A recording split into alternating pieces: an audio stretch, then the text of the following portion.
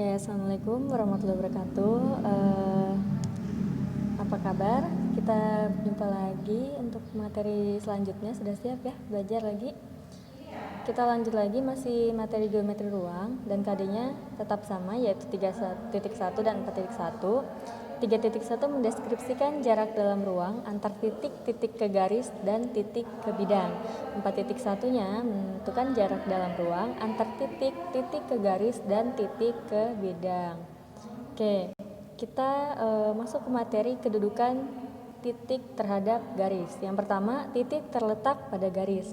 Jika sebuah titik tidak dilalui suatu garis, maka titik tersebut terletak pada garis. Contohnya, ada garis di sini, garis H.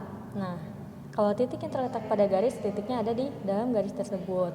Selanjutnya, titik terletak di luar garis. Jika sebuah titik tidak dilalui suatu garis, maka titik tersebut di luar garis. Misalnya ada garis H. Nah, titiknya itu dia tidak di garis itu, tapi dia ada di luarnya. Oke, lanjut.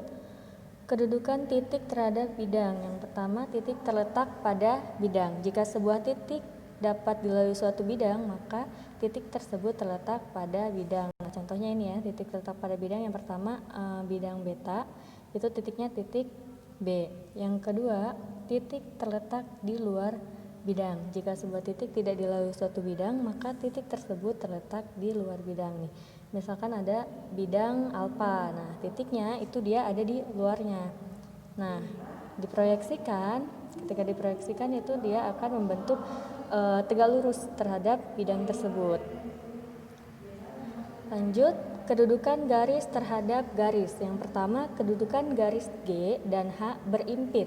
Nah, misalnya ada suatu garis G di sini, kemudian ada garis H. Nah, kalau berimpit mereka berada di posisi yang sama. Jadi G-nya itu sama dengan H, tetapi tidak berpotongan. Oke, lanjut. Garis G dan H sejajar. Misalkan ada garis G, nah sejajar dengan garis H. Kalau sejajar mereka tidak akan pernah berpotongan. Jadi sejajar itu letaknya mereka tidak akan bertemu di satu titik potong.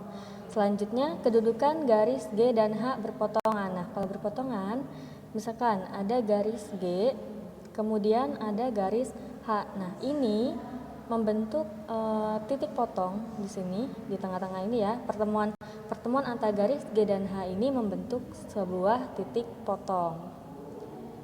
Lanjut, kedudukan garis terhadap garis G dan H bersilangan. Misalkan ada dua bidang alfa dan bidang beta. Nah, ketika ada garis di bidang alfa, itu misalkan garis G-nya ini di bidang alfa, kemudian garis H-nya itu di bidang beta. Nah, kedua garis ini mereka tidak akan bertemu, tidak akan berpotongan, dan juga tidak akan sejajar posisinya. Jadi mereka bersilangan karena mereka berbeda bidang, terletak di bidang yang berbeda. Lanjut, kedudukan garis terhadap bidang. Yang pertama, garis terletak pada bidang. Contohnya ada bidang alfa. Nah, garisnya itu ada di dalam bidang tersebut. Oke, garis sejajar bidang. Misalkan ada garis G sejajar dengan bidang alfa. Nah, ini kalau kita tarik garis, nah dia akan sejajar dengan bidang tersebut. Jadi garis yang sejajar dengan garis yang ada di luarnya itu sejajar dengan si bidang alfa ini. Kemudian garis memotong bidang. Misalkan ada bidang alfa dan garis G-nya misalkan ya. Nah, dari atas itu memotong ke bawah bidang tersebut. Nah, terus ini ada titik potongnya. Lanjut, kedudukan bidang terhadap bidang. Yang pertama, dua bidang berimpit. Misalkan di sini ada yang warna kuning, warna coklat ya. Warna coklat itu bidang alfa dan yang warna merah itu bidang beta. Nah, ketika bidang alfa dan beta ini berimpit, mereka akan membentuk daerah persekutuan yang di tengah ini ya. Jadi yang daerah pertemuan antara bidang alfa dan bidang beta. Oke, lanjut, dua bidang sejajar. Nah, ini contohnya ada bidang alfa dan bidang beta ya. Dua bidang berpotongan. Nah, kalau dua bidang berpotongan berarti seperti yang tadi ya, mereka bertemu. Lanjut, contohnya, misalkan di sini ada kubus ABCD EFGH. Nah, pada kubus tersebut garis AB itu sejajar dengan HG, dengan garis HG itu terletak sejajar. Jadi mereka tidak akan berpotongan. Kemudian garis FG itu berpotongan dengan FH. Nah, berpotongan dengan EF. Jadi ketika mereka berpotongan, mereka akan ada titik potongnya, yaitu titik temunya itu di F. Lanjut, garis AD dan EF itu bersilangan, AD dan EF. Jadi mereka terletak di bidang yang berbeda, jadi tidak akan sejajar atau berpotongan. Lanjut, macam-macam bangun ruang. Yang pertama ada kubus. Sebelumnya sudah pernah belajar tentang kubus ya di SMP. Misalkan di sini ada kubus ABCD EFGH. Jangan lupa untuk penamaannya itu berurut ya. Contoh rumusnya. Rumus luas permukaan untuk kubus itu adalah 6 kali sisi. Kemudian rumus untuk volumenya adalah sisi kali sisi. Karena kalau kubus itu sisinya panjangnya sama. Contoh soalnya, diketahui kubus ABCD EFGH dengan panjang sisi 4 cm. Luas permukaan kubus tersebut adalah, nah penyelesaiannya kita pakai rumus luas permukaan 6 kali sisi. Sisinya diketahui itu adalah 4 cm, berarti 6 dikali 4 dikali 4. Hasilnya luas permukaan kubus tersebut adalah 96 cm kuadrat.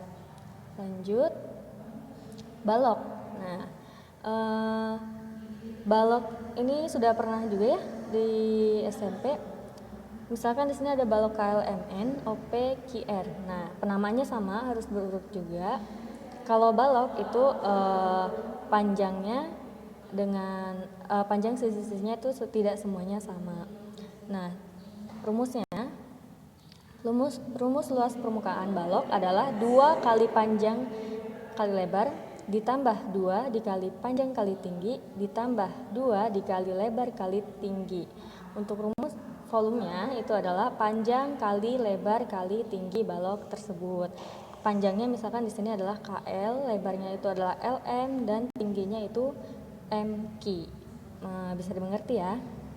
Kita ke contoh soal. Diketahui balok KLMN OPQR dengan panjang, lebar, dan tingginya berturut-turut adalah 3 cm, 4 cm, dan 12 cm. Volume balok tersebut adalah, nah kita pakai rumusnya ya, volume tadi adalah panjang kali lebar kali tinggi. Sedangkan panjang lebar tingginya itu adalah 3, 4, dan 12. Jadi 3 dikali 4 dikali 12, maka volume balok tersebut adalah 144 cm kubik ya, harusnya ini pangkat 3. Ada kesalahan, seharusnya 144 cm kubik. Kubik itu pangkat 3. Oke, lanjut limas. Limas ini contohnya limas segi 4. Nah, untuk rumus volumenya itu adalah 1/3 dikali LA. LA itu adalah luas alas. Di sini kan alasnya berbentuk segi 4. Nah, dicari dulu luas alasnya, baru nanti dikalikan lagi dengan tingginya. Lanjut, luas permukaan itu adalah luas alas ditambah jumlah luas segitiga pada sisi tegaknya.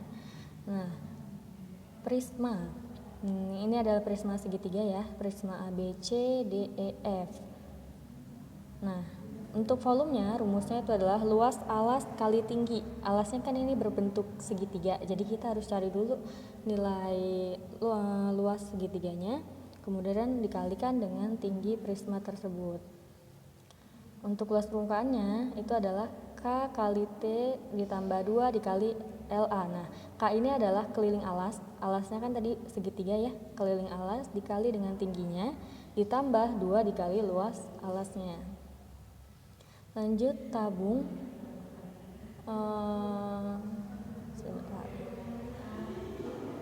Oke, untuk tabung. Di sini tabung itu dia terdiri dari tutup, selimut, dan alas ya. Kemudian ada tingginya dan ada jari-jarinya. Nah, tutup itu adalah bagian atas yang berbentuk lingkaran itu disebut tutup. Selimutnya itu adalah yang mengelilingi lingkaran tersebut. Nah, yang di sisi sampingnya itu ya, itu dinamakan dengan selimut. Kemudian untuk alasnya itu adalah lingkaran yang ada di bawah. Nah, tingginya itu ya tinggi tabung tersebut. Kemudian R itu adalah jari-jari dari tabung.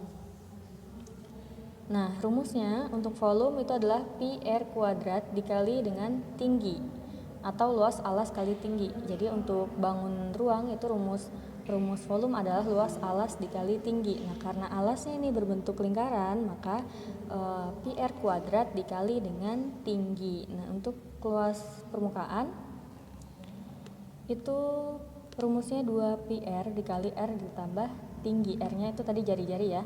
Jari-jari ditambah tinggi. Nah, lanjut kerucut. Kerucut ini dia ada jari-jari, itu kan alasnya berbentuk lingkaran seperti tabung tadi berbentuk lingkaran.